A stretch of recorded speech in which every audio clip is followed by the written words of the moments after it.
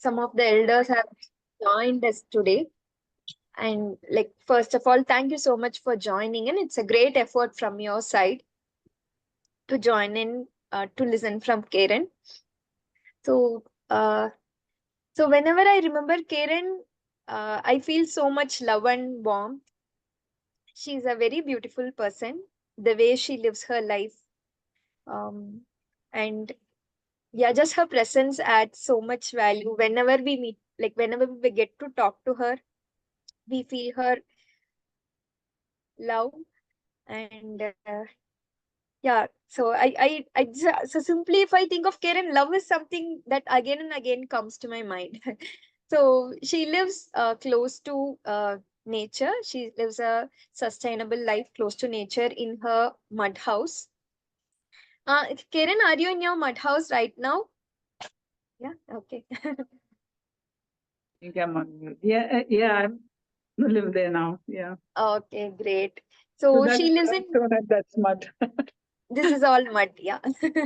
I think you built it with your own hands, the mud house that, yeah. Yeah. So, and yeah, I think we'll just start the conversation. I really, nothing comes to my mind. I feel it will be nice if they hear from you directly. Yeah. Absolutely. Yeah, Kiran. But thank you so much. Thank you so much for being here with us My today. pleasure. My pleasure, dear. I Kiran, like so your I like the way you your modality of this session, because it's just like sitting and chatting with your friends. You know, you just yeah, share your own truth, and everybody is there to just interact. It's not like you stand on a pedestal and then keep lecturing something. You know, this is very meaningful and authentic. I like your group the way you do it. thank you, Kiran. Thank you so much. So, like, we would like to hear from you. How does no a day in Karen's life look like? Do we have any of the senior citizens like me on this Zoom meeting now? Yeah, yeah. So most Yeah. of them who would have joined today will be senior citizens. So because this session is especially curated for elders, but there are also some no, some of their sons and daughters who are attending the program so that they can, take back the message to their elders Okay, at okay. home. So it's a mix. Yeah. Yeah. So uh, a day in my life currently uh, starts at about 3:30, 4 o'clock, because I sleep around 8:30, but so I don't need alarms, and the body clock just works like that. So then I have my own sadhana, which I practice in the mornings, and then I'm out with nature. I'll sit under this. We have a Miyawaki forest, so I'll go there and connect. And then we have 9 dogs. We adopted 6 puppies, so I care for them in the morning. They're only 2.5 months old, and 3 bigger dogs. We have 2 cows. I'll go and have a look at them, see how they spend the night, and then take a walk around. And then I sit with the Vanadevatas in the Miyawaki forest with the trees. And so the day goes on. It's never the same every day. So there's always, I feel more refreshed if I don't have a routine. So that first 2, 3 hours is a routine. After that, we just accept what's happening in that moment. And you're called to perform in that moment instantly. And that is a very refreshing way to go through the day.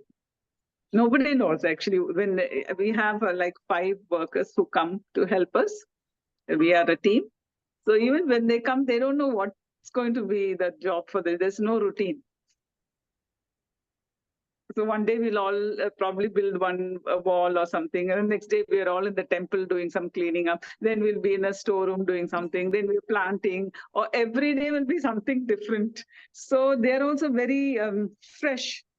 It's not the boredom and the routine doesn't set in. Though when we were young, we were told, have discipline, have routine, stick to timings and all of that.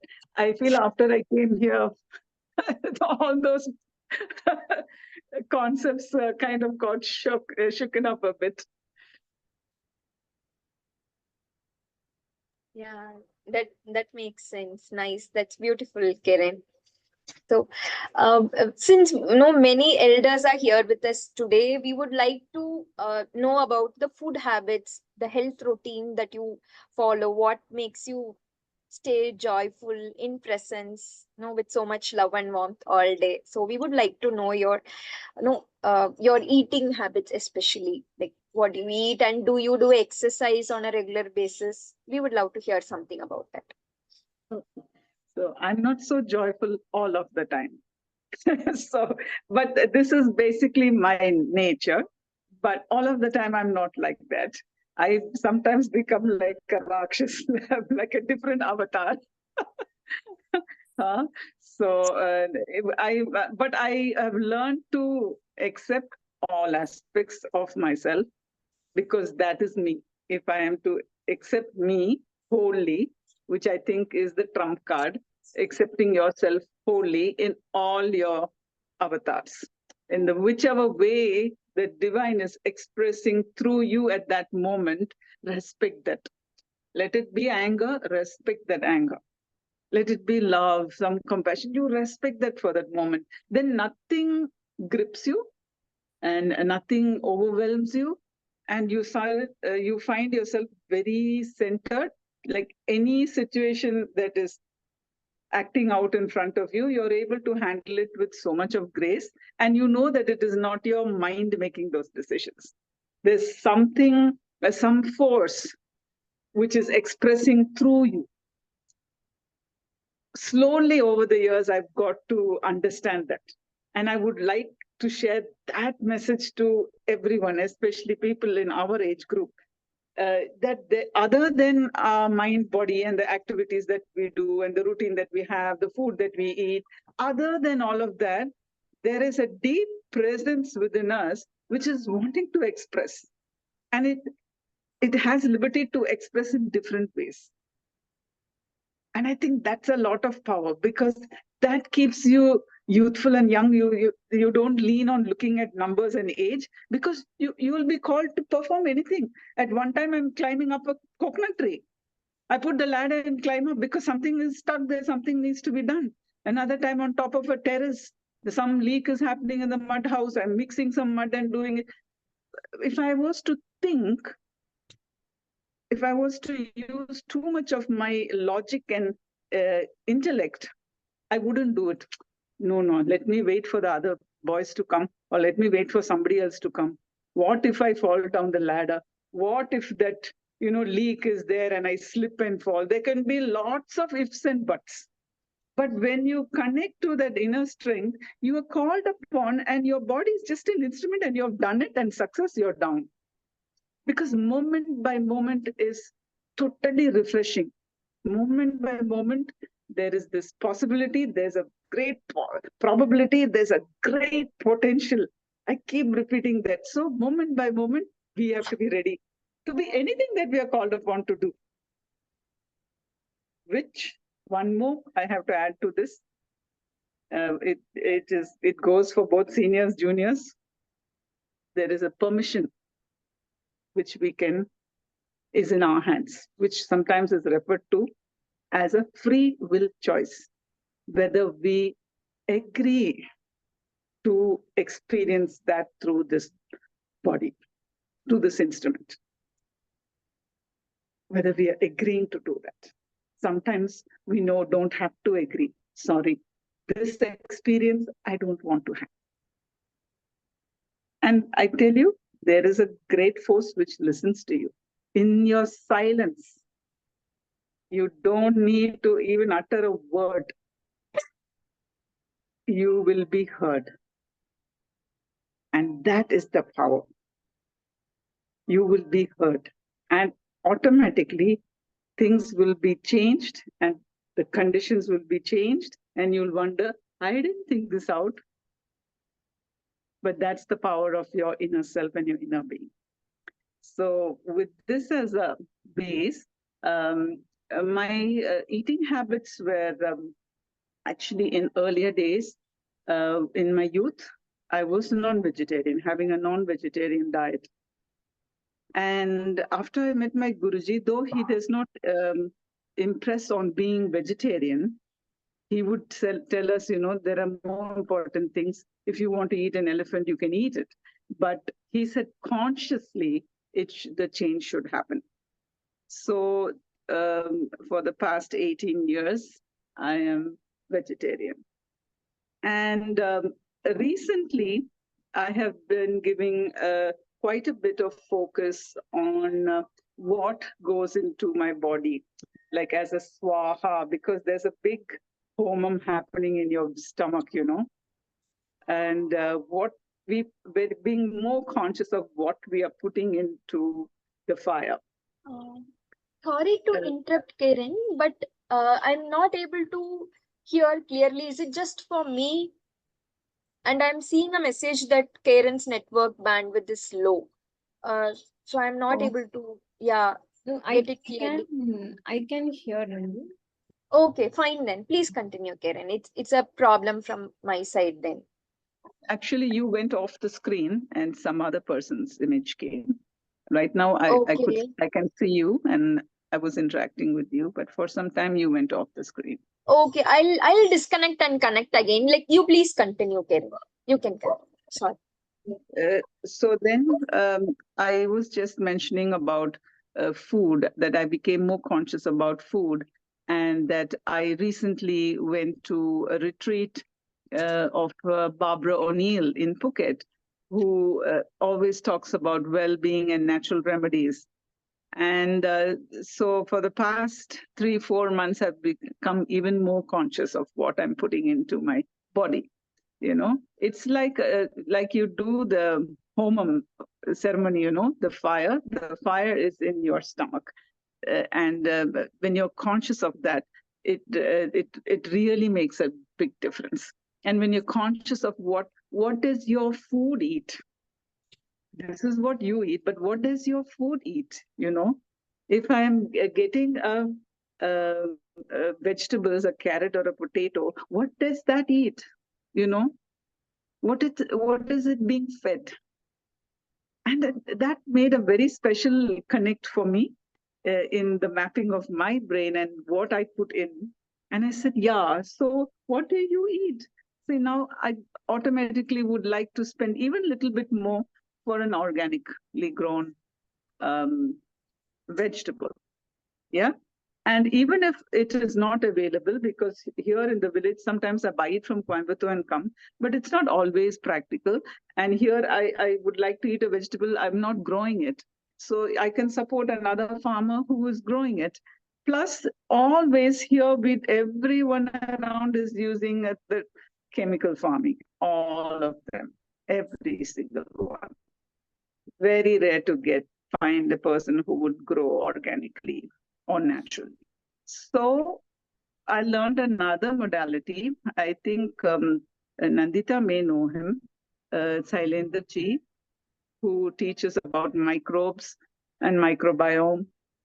Yeah, so he teaches a way where you can process these food, even if it's a grain, if it's not organic also, you can process it in a certain way and get the nutrition and get into that. If it's a vegetable also, there's process where you can bring in the aliveness and the microbial activity in the food, and then you can have it. And I found that it has made a big difference. So when you introduce these microbial cultures into your cooking and into the vegetables or into the grain that you're going to eat, for example, say you want millets, you're not buying organic millets, it's not accessible to you, you don't want to pay the price, there could be so many reasons. You buy the regular millet, and there's a way where you sprout activate it. When you soak it and then you sprout activate it. And sprout activation is where that small white head just peeps out, which is the highest energy potential time of that particular seed and that grain. And that's what you want. So you don't allow it to grow bigger, because then the energies are changing. So you just sprout activate it, and then you sun roast it.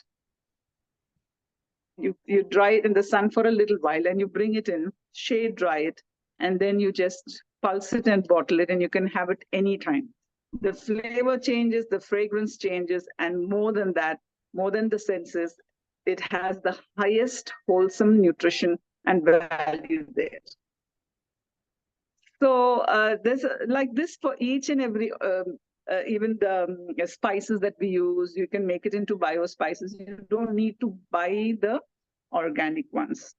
You can do it, having your own simple cultures at home. So I've introduced that into all of the, whether it be a idli bata or whether it be a rasam or sambar or simple food, I've introduced these happy microbes into it. So it has made a very, very big difference, I must say. And now from one mother culture, I think I have about 60. I was growing and growing, and then you become part of the microbial community, you know. I love So the that's very important. Yeah, really, it's a happy microbe. And then I also became aware after Barbara O'Neill's retreat about the hormonal imbalances, which can be from a 9-year-old to a 90-year-old. And when we have the happy hormone, which is progesterone, which is the mother hormone, when that is in place and not imbalanced, you generally have a stable approach to the life situations.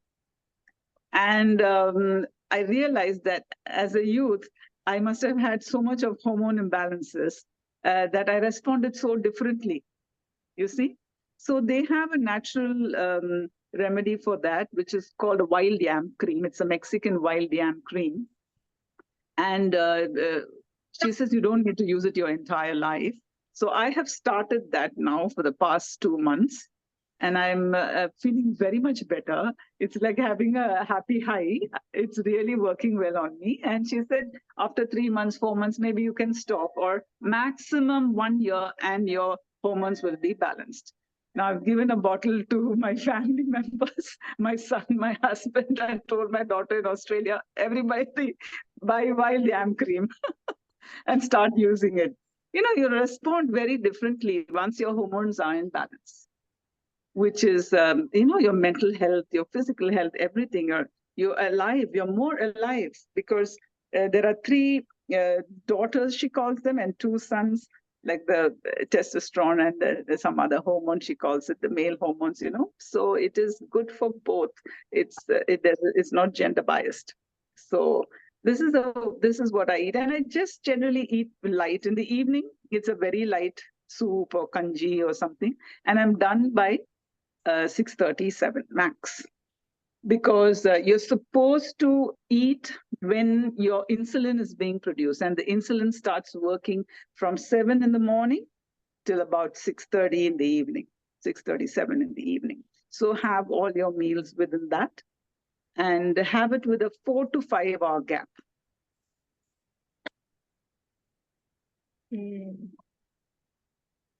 Okay. So does that answer the question about food intake? Yes, yes. And I have a follow-up question to that, Kiran. And before that, can you see the screen clearly? Am I audible? Went off for a bit, but you're back again.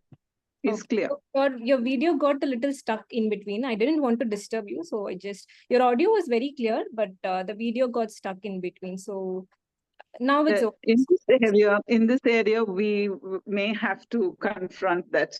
Yeah, I have my dongle, I have all the boosters possible, but I understand. you That's know, why I just don't want to go to the.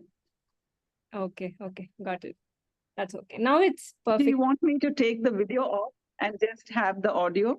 Would you like me to do that? No, I think now it's okay. So maybe if it's stuck for too long, then I will let you know. Okay. Yeah. So I have a follow-up question to that food habits. Because in cities, most people, specifically, I don't know how the case is in rural spaces, but mostly in urban cities, even elders, they are having this excuse or the reason saying that we don't have time to, cook or to make all these efforts to have this healthy habits, to cook an early dinner, to have this early dinner, or to do this exercise, pranayam, things like that. So what do you think so about time or the time management part? So we would love to know from your end. So what is your perspective on this time management? I was very much part of that.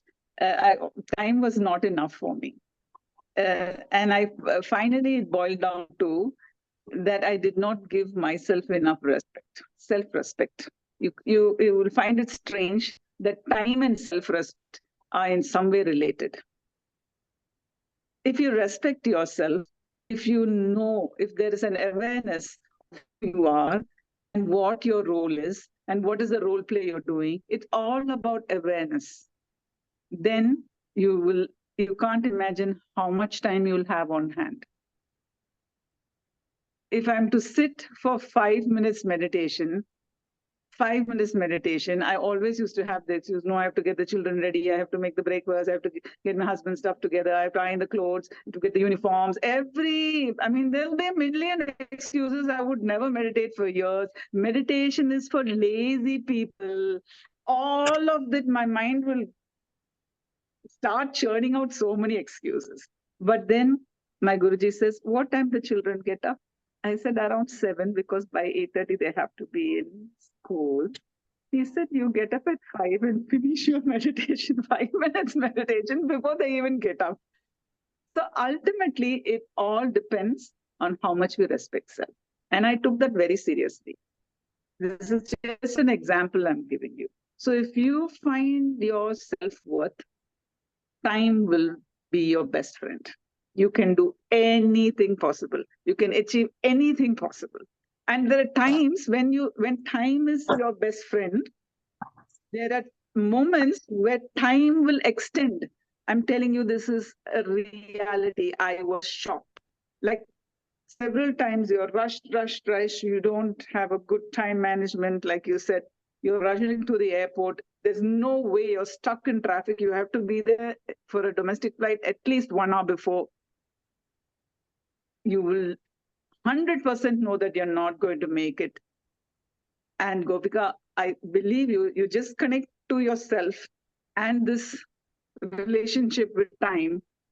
Just sit silent without panicking, and you will get there and you will reach there and you will be on that aircraft. There are many times this has happened to me, how time has extended.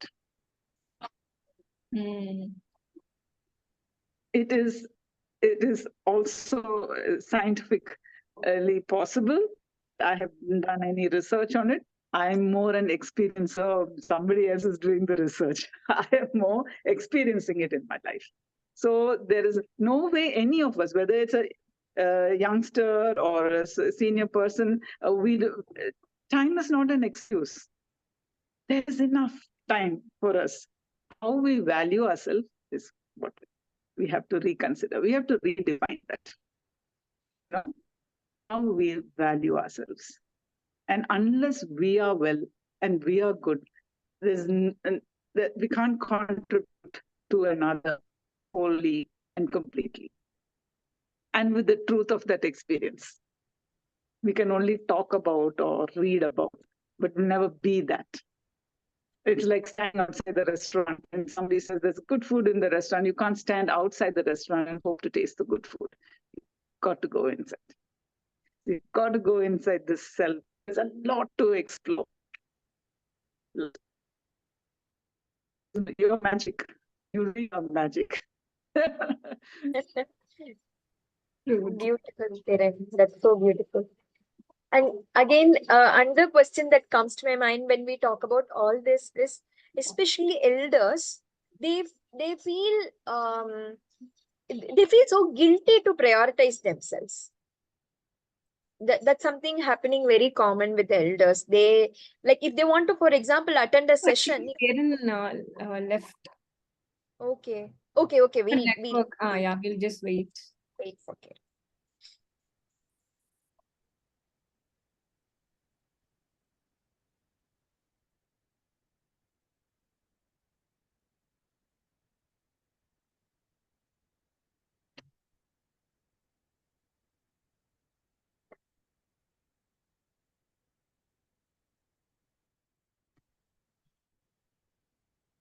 Sorry, Gopika, I got disconnected for a while. Yeah, Kiran. So, Nandita's question. Yeah, can Yeah. you hear me? So Nandita's question was, he said sometimes the elders feel guilty to prioritize themselves. And I didn't hear after that. Can you Yeah, repeat it, Kiran. Nandita? Yeah, sure. So are you able to hear us clearly? Yes, now it's good. I switched off my video. Yeah, okay, Kiran. Okay, I think that would help. Hmm. Help. So Yeah, it to will help. even to okay, so even for example, this session we have at 11 a.m. tomorrow morning, a lot of elders might have responsibility of taking care of their grandchildren. For example, they may feel very guilty to ask permission to their son and daughters to tell that no, I have a session. I know it's for my wellness. I need to go and attend that. They feel so guilty because they feel no, they are elders. Their life is done now. It's their children's life. So and yeah, not prioritizing themselves basically. So we feel it's a very challenging thing for us, and that was the main reason to start Young Again, to help to elders make uh, them a priority. But even in these sessions, we have been repeatedly seeing that no, even if we have a free session, lot of elders, when we talk to them, we are finding that they are not able to put themselves first and then no come attend a session like this. So what is the message, or how can they tackle with this? Because it's like a years of no living without self-respect, without Conditioning. prioritizing, conditioning. So what is the first thing? How can they open up? What would be the first step, Karen? Yeah. uh, have more of these meetings, talk more, because communication is important.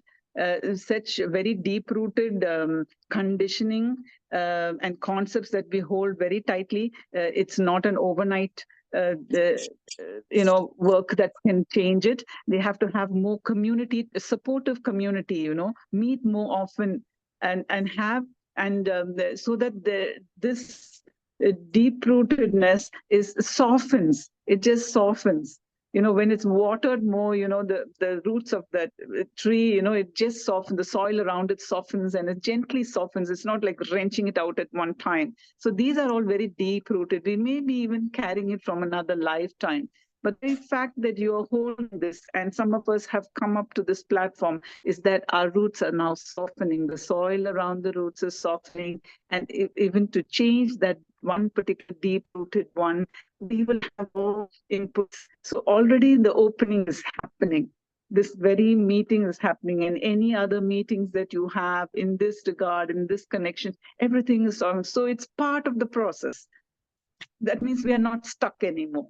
Like you said, you thank everyone who's come here to be here today, and which is a big step for them. And I think that's very, very profound what you said.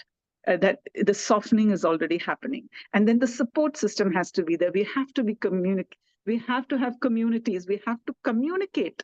We have to feel the freedom to discuss whether the good, bad, and the ugly. We should not hide behind the concept of this perfection, because none is perfect. Not even the gods. They are also not perfect. We are just expressions of, even the gods have a higher source expressing through them. So we are just an expression. So we should be in total gratitude for every expression that comes to us. Let it be judged as any label, like, you say that you're very rude, or you're very angry, or whatever the labeling, it's okay. That is me at that moment, but I don't need to be that forever. So giving ourselves that strength of being anything we want to be at that moment, it sort of frees us. And it also is an opening for change. Yeah. So that way we have to help each other. And the help is always there. Once we are open to it, the help is always there. Whether it be a daughter-in-law issue or a son-in-law, or whatever the relationship, anything, there is always a possibility to bring yourself to a point of meeting yourself, which is the best thing. That self-esteem and meeting the self within you, honoring that is the most powerful for a human being. I think we became humans just for this one lesson, to know who we are, with that great divine self expressing through this human being. It doesn't matter what is happening around us, but are we in touch with that dearest, most silent, most subtle, but most powerful and magnanimous self? Everyone, and especially when we are older, our physical age is all catching up on us.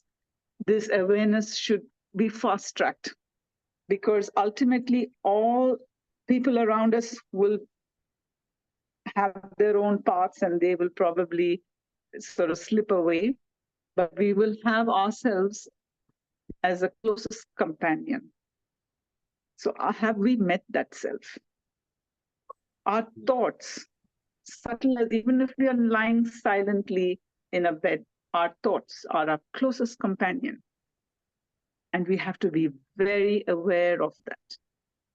And holding this right kind of attitudes, not just the dogmas that have been drilled into us, helps us so gracefully to even move into the next realm, where we shed our bodies and then we join with this huge force, which each and every one of us will be part of. And every morning, when you say that they don't feel a self-worth, we're old now, and children are important, grandchildren are important. It's okay, there's only little bit of this halwa, so I won't eat. I'll give to everybody else and feel proud about that. I have done that all of the time. When something good comes, give the children, give everybody, give everyone else should have but me. One of the worst things we are doing for ourselves. One of the worst things, but we are taught that that's a very good thing to do. And we pride ourselves about it. Say, everybody share. And what about the self, which is you? You also share. At least a small taste should be there. I'm giving a small example, but this is not small as it goes through the years. And if we are, can you hear me, Nandita? Yeah, Kiran, I can hear you. I can hear you clearly. Continue, please. And if, and why it doesn't matter, if we are awake in the morning, something awakens us. We don't go putting on the switches. Okay, eyesight, one switch on. All the taste, one switch. Heart, one switch. Digestive system, one switch. We don't put any switches on. Somebody somewhere is doing it for us. If we are awake in the morning, that's all that matters. Now, how do we serve? Not what do I do or what should I get, but how do we serve? How do we just express great divinity? That one thought I have every morning. Oh, I'm awake. Oh, fine. That means I'm alive. Okay. How I express great divine God self within me today. Just that one prayer, the question of how. So there's a seeking and there's like, I want to meet Nandita. Nandita, I haven't met you actually. Just screen. I haven't met you. Yeah, Kiran. Have I? We've never Yeah. Yeah. So if I just have that in my mind, that I would like to be in the presence of Nandita. I want to meet Nandita. I've seen Nandita, I've seen her on screen time, I've talked to you, I've heard your voice. I've not been in your presence. So if I hold that, definitely it's going to happen. So same way, if you hold that every day, definitely it's going to happen, to meet that great divine self. And then the rest will follow. Life, it just expresses through you. Life doesn't know which is joy and sorrow. It's just an experience. Nothing stays. Your joyous days, your joyous moments also pass. Your very low and very sad moments also, they pass. Okay, the sun continues to shine, the wind blows, and everything, the moon is doing its own thing. Looks like no one cares. where are all these God factors? What are they doing? Can they not see what I'm suffering out here? It is the God suffering through you. So if you are able to recognize that self, that beyond this body mind, beyond all the things that I do, all the things that I say, there is something beyond that, which is me, and therefore I am important. I am that great God self. And I will function as an expression of the great God self. I will one day surrender this body to the great God self that I am. I go back home. So then death also is not a challenge. It's not something that you have to wait to meet in some kind of fear. You are walking free moment by moment in all your power as an expression of that great God self with no judgment. Today, this 1 hour, I experience sadness, real sadness. This next 2 hours, I experience depression. Okay. And then after some time, wow, look at that. I'm so happy. So everything is just an expression.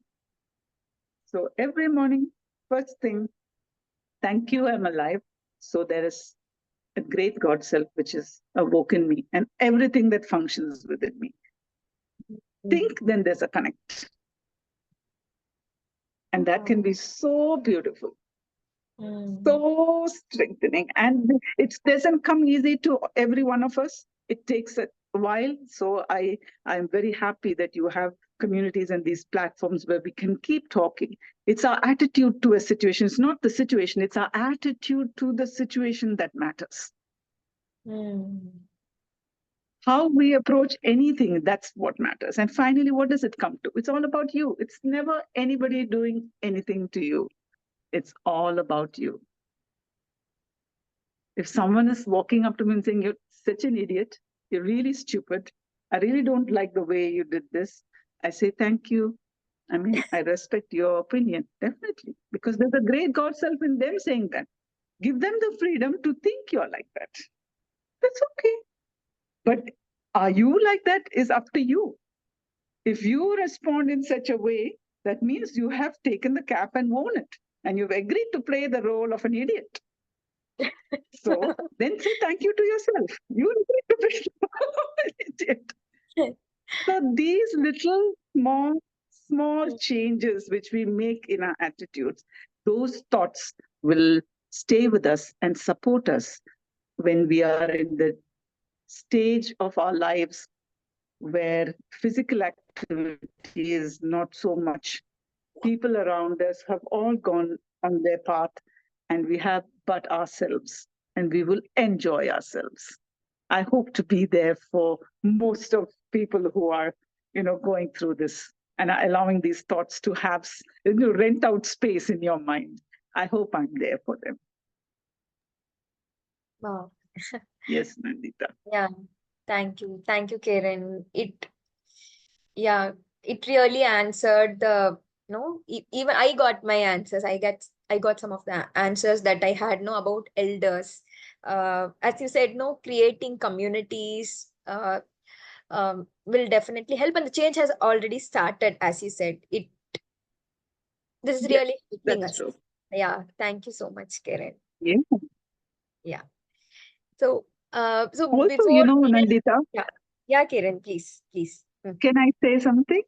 Yeah, sure. I was just saying also knowing that, in families and, among friends also, there are a lot of arguments, and then, people have differences of opinions.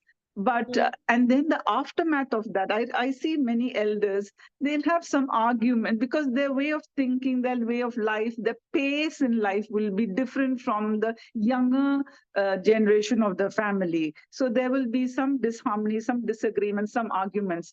And then what happens, the elders will feel very bad at that time. They really hurt themselves at that time. And then those hurtful thoughts will go towards that youngster. or towards whoever, even if it's their spouse, it will move toward them, and that brings a lot of ill health. I just want us to have that thought that arguments are normal. It will come and it will go. We don't need to hold on to it. It is meaningless. It will just come and it will go. So we just watch it like a scene passing in front of us. Keep that little gap. You're playing that role for that moment, feel the emotions of that moment, and after that, take a little gap and think that it's just one scene passing along. That's it. These are small things, but help a lot. Mm. Yeah, definitely, Kiran. Thank you for sharing that again. So yeah, I think before no, we have few more questions, but before that, we would like to ask the audience here, no, the participants here. Would you like to ask something to Karen? Is there a no personal question from your side? Um,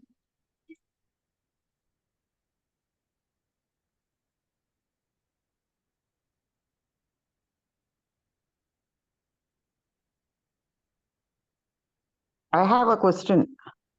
yeah, please proceed. Mm. Karen, madam, you told me about following the food habits, no? Yeah, Can you hear me? I can hear Leela, madam, is it? Yeah, thank you. When you told about Okay. following good food habits, you told us about food Yes. for, I think it's a vegetable called yam or something you told us, no, for hormonal balance. What Oh, is it actually? yes. Is it a It's a common yam wild or? yam. Oh. No. It's a Mexican wild yam. Oh. We have still not found the Indian substitute, but you Oh. can buy it online in the form of a cream. And if you want, Okay, I will okay. send you the original link. Yeah, you can Okay. use it. From 9 Oh. years old to 90 years old, they can be like children who are attaining puberty. Normally, it's around 13, 14, 15, but now 8 years old, 9-year-old girl gets her periods. So Yeah, this yeah. is a first indication of a hormonal imbalance. Yeah, Okay. because the hormone imbalance comes from many things. First, the pollution in the air, the chemicals around us, like every soap, every shampoo, every synthetic cloth that we wear, whatever we are swabbing our house with, the Lysol and all of this, what we are washing our clothes, tiny traces of all the toxic chemicals come into us. Yeah. The linen that we sleep on, like this, it reaches into our system. So that's how the hormones get imbalanced. So this wild yam cream, I'll send it to Nandita. There are many, because people have now become very aware. They go for this HRT, hormone replacement therapy and all this. Once they pass the 40s, 50s, everybody overseas, they just keep taking that, which is one of the worst things.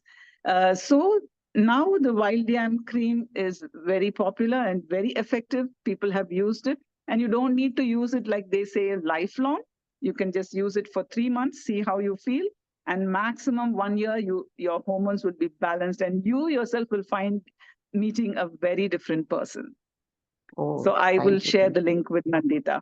And don't Okay, buy okay. Thank you. anything because a lot of people are duplicating it. Mm. Oh, Okay, Leela. thank you. Thank you so much. Welcome. I have a question too, please. Yeah, sure, Yes, ma'am. Yes, Rukshana. thank you. Karen, this cream has to be applied Yes. or eaten? No, it has to be applied on the Applied. parts of the body where the skin is very thin, like inner thighs, inner forearm, inner upper arm, and the stomach. It's Not the just a face. pea-size amount, very little, Acha, okay. not the Okay, face. thank you. But some Thank you. people Thank have started using it for the dark spots on the face. you. And once a day, twice a And day, what is it? anything natural will not be harmful. Morning and night, twice a day. Morning and night. Okay, thank you so much. Yes.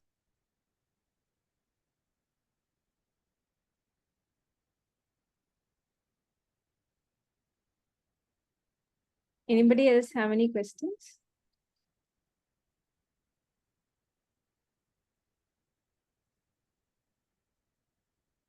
Karen, can you explain us about your relationship with your mother? Yes. Initially, I was the last born of 8 children. Oh. And for my mother to have me, her womb had to be sewn up, because it was so weak. And only at the time of delivery, they would remove the sutures, and I was born naturally. But with all this said, I was born the day after Christmas. So when I was young, I thought I was special because the house would be decorated very well for for Christmas actually, but it was my birthday the day after, and I was, thinking it's all for me. So I grew up with that, and out of the 8 children, 5 children did not make it to experience this earth. So it was my sister and brother, and then which were 1 year apart, and there were 5 years in between, and then me. So I was like, the pet of the family. But as I grew older, life had different experiences for me. And since my father was the earning member and support of the family, my mom was a homemaker and one in charge of the discipline, I did not have a very good relationship with my mother.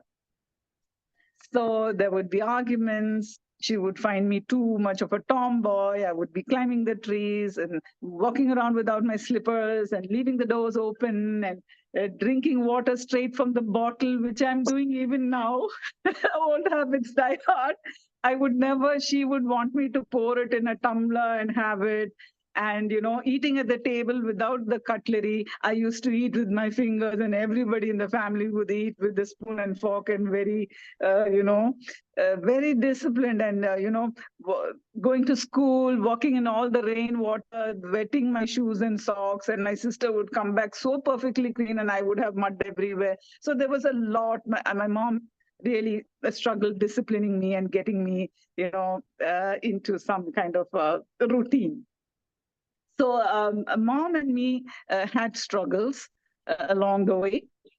And through my teenage, when I had, meeting so many of the opposite sex, and when I enrolled into a college, she thought it was like she convent educated me. And then I was a good learner, so I did well in my academics. So when I enrolled in PSG Tech, everybody must be knowing that my parents were not so socialite. They were very simple people. She thought that was also, a girls' institution. She never knew it was a co-ed institution. Till some of the neighbors, after 1 year almost, told her, "Do you know your child is studying in a co-ed school, in a college?"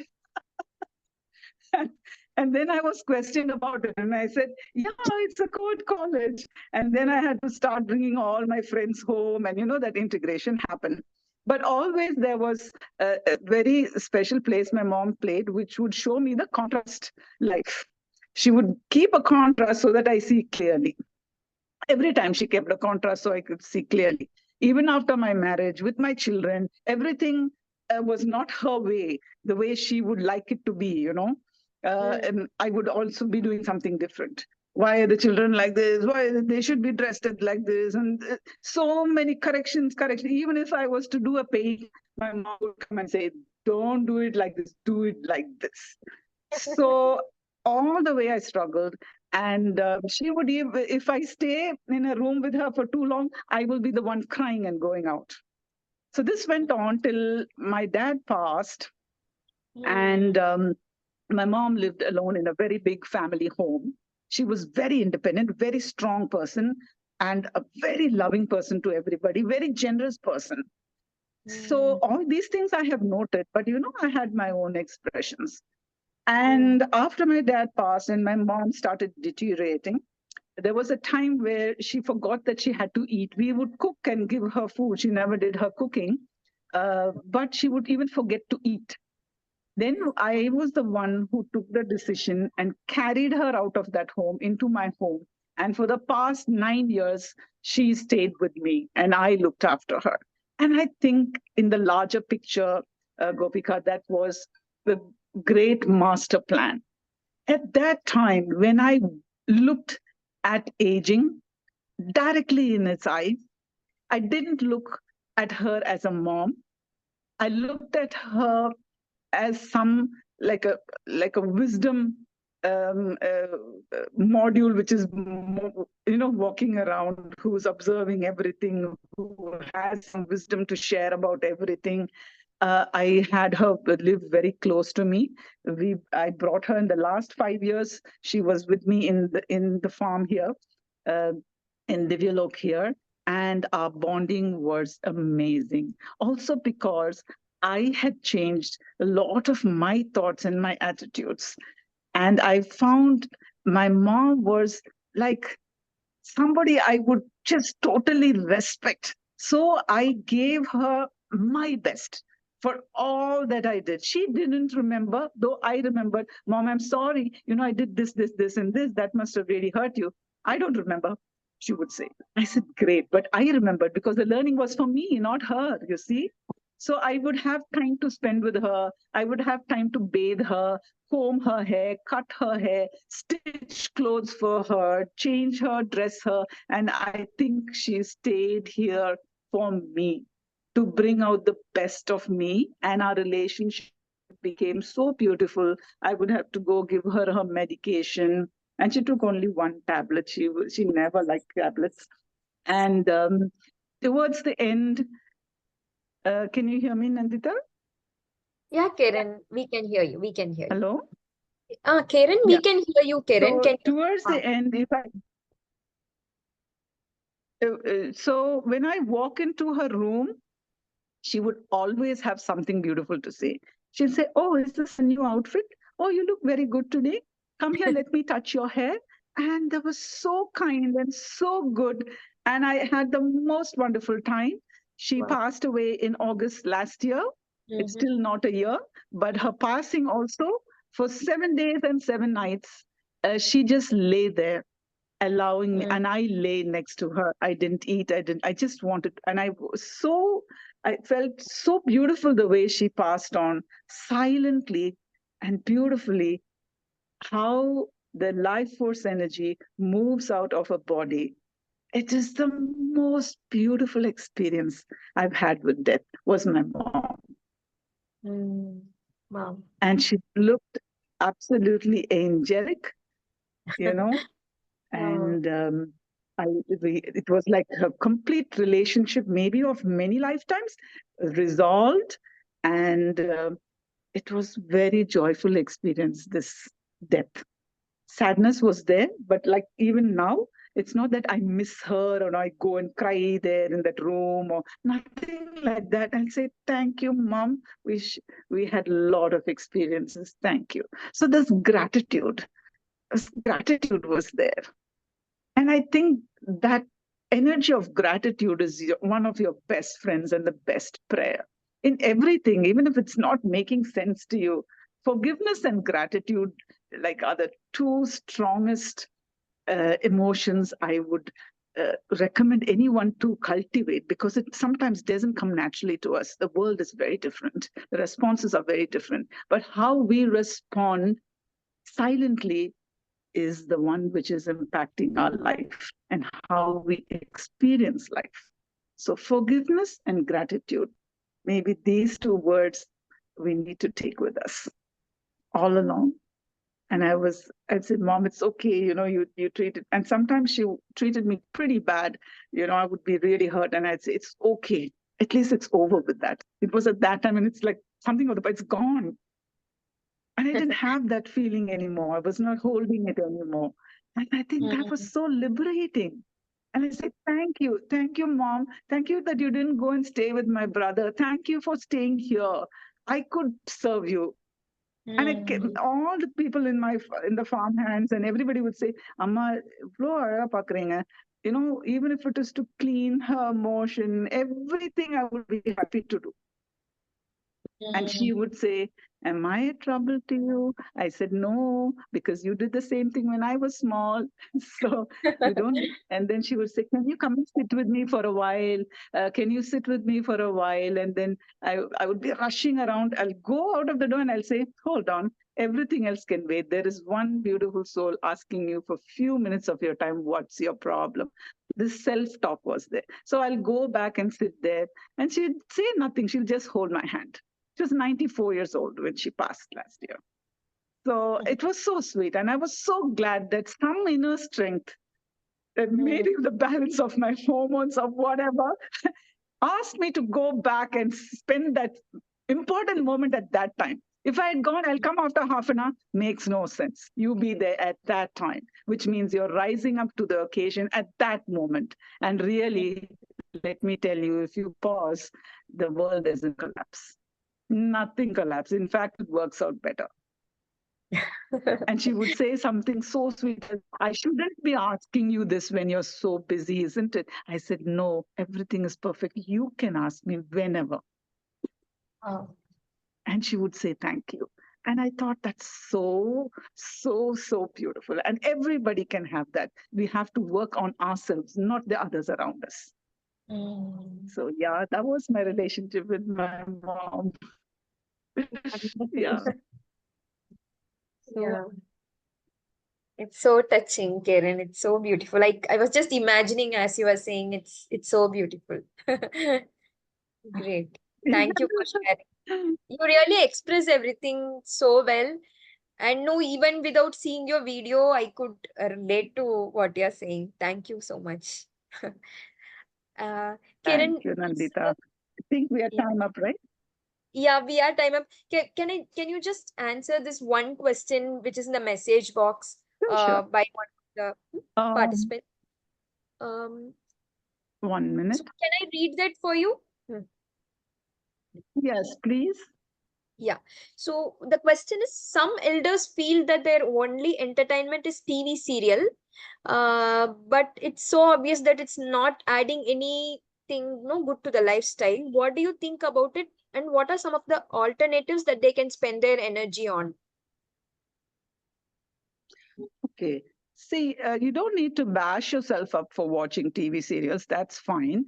But, having the brain, what happens when it functions well is when it learns something new. I want to share something which Barbara O'Neill had shared. Every time you learn something new, a new dendrite grows in your brain cell. And this dendrites, there are about 70,000 dendrites that grow in a person's lifetime. Up to the age of 1999, you can still grow dendrites. Your brain cells can still, become active and grow. You don't need to think that, oh, I'm old, so there's nothing more I need to learn. So muscle knows no age. So you can still exercise. You can have an exercise routine. And you can learn things new, even if it's to learn one stitch of embroidery or a new way of cooking. Any little thing that you learn new, or your grandchild is coming up to you and telling something which they learned in school, and you haven't heard that before, and that's something new, you grow one more dendrite. And when you have more of this diversity, of information coming in, you'll end up being a more active and a happier person. And also that screen time, there are certain negative energies which come from anything to do with electronic gadgets and everything. So it's better to have an activity which is not including that, not your phone, not anything, maybe growing even one plant. If you say, oh, I can't be like you, have to sit in a place with nature, just grow one plant, attend to it, put your hands in the soil, because the soil is grounding. You have all positive ions and the earth has negative ions, and that interaction happens, already it gives you the happy hormone. Even if it's one plant, care for it well, look after it. Even if the leaves die, check and talk to it, form a relationship with that nature. Because it's not just the plant, you're forming a bonding through something very, very huge. It's connected with the whole of existentialism, and that expands yourself. Your idea of yourself also expands with that. You're not limited. So these are small things you can do. You can just, go for a walk, change your scene, which is mapping. When you have the same routine from the bedroom to the hall, to the kitchen, to the dining room, same thing, up and down, watch the TV, go back and come back. When you walk in the same path, even in your own home, day after day, it forms a map. It forms like a grid. And when you walk the same thing up and down, it will form a rut, right? It goes deeper, deeper, deeper. You walk on the road in the same path, it will form a rut. So then what happens to you? Same thing. Your grid becomes so tight that you fall into that rut. And then after that, it becomes the darkness, because when you're in a rut, you can't see the light, you can't see anything different. Your thoughts become very rigid, you become very remorse, and you feel that there's no space, just like how you would be if you fall in a rut. Oh, I can't move, I can't do this, I can't see anything, and everything looks very bleak. So always change the way you do things. If you have a house with 2-3 bathrooms, one day you can have a bath in this bathroom. Oh, that's my daughter's bathroom, I can't go there. Well, when the daughter's done, you go and have a bath in the bathroom, just for a change. So you'll be changing your mapping. And so grid also around you changes. When you change grid and change the mapping, you get fresh energy. The energy exchange is happening, whether you're alive or dream or deep sleep, the energy exchange is always happening. So if you're conscious about it, you'll do a variety of things. And then, your time on TV will also be less. And there's nothing wrong in watching a good movie or good serial. Why not? If that's something you enjoy, you have to honor that. But if that's something which you're getting into too much of a routine, and then you're asking this question, then these are the things you'll have to do. Something which is not with technology, but something which is with nature, something which will create your right side brain activity, like any art and craft or anything like that. Maybe a little game with your grandchildren or your children or your spouse, playing a game of cards or something very light.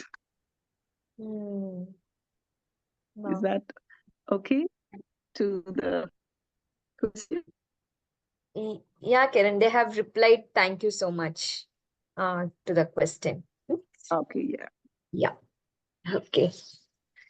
Okay, Kiran, would you like to, I think we'll not take any more questions. Like, if you I would like just to thought of start. asking you to switch on your video. She did that.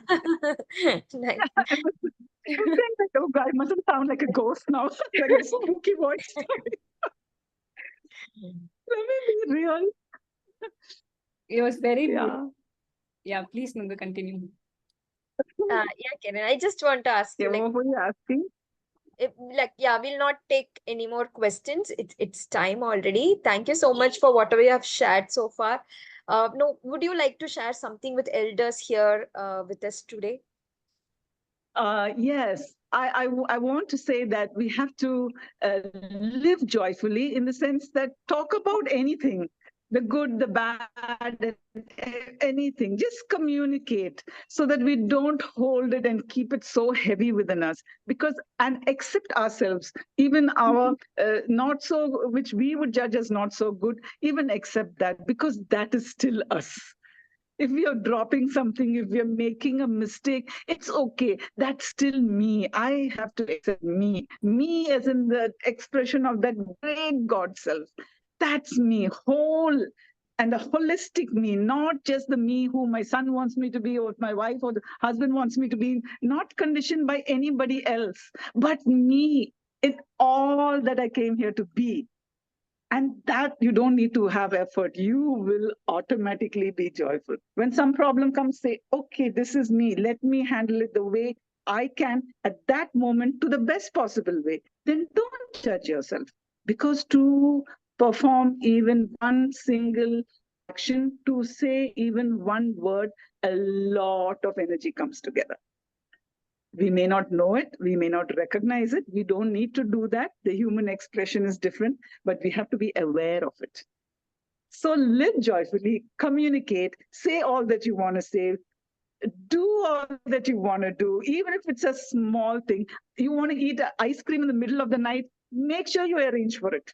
Bug somebody to get it, get that ice cream. I still have Kuchi ice cream. I love that Kuchi ice cream. I buy it, keep it in the fridge. And now my family knows when I go from this village back to Coimbatore, Kuchi ice cream will be waiting in the fridge. And I thought that is so sweet because I communicated. I said, I like it.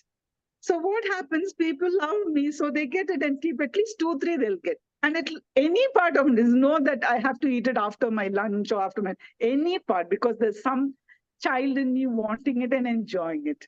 So I'm saying, do these silly things. Just do whatever comes to you. Honor everything that comes to you, because that's you. This is one way of accepting yourself. Honor anything. I want to wear a purple veshti. Get a purple veshti and wear it. Even if it's for 5-10 minutes, people are laughing at you. You do it. That's the way of honoring yourself. Yeah, that's one of the things. Wow. Yeah, it sounds simple, but it's a very powerful message, Kiran. Thank you so much. Thank you so much, for joining in today. Thank you, Kiran. Thank you. We Yeah, really, Kiran. really love you so much. We would love to still travel along with you so long. Come to Divyalok. Yeah, we have Come plans. to Divyalok, Gopika and Nandita Sure, scheduled. We are planning for it. Definitely will come. Come tomorrow. Yeah, Kiran, we'll let you know soon. I really wish some of our elders come and meet you. Looking at you will really bring so much joy to their lives. So we have this in planned, and I feel everything will happen on time. Yeah, sure. Okay. Yeah. Thank you, Kiran. Thank you so much for your time. Thank you. Bye.